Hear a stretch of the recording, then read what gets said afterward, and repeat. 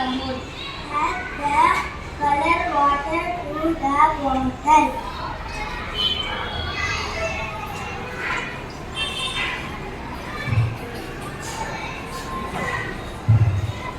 Place a cup at one end of the straw.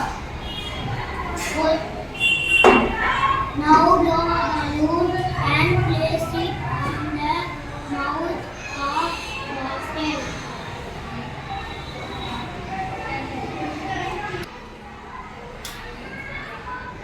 Observation. We can observe water comes out through the straw.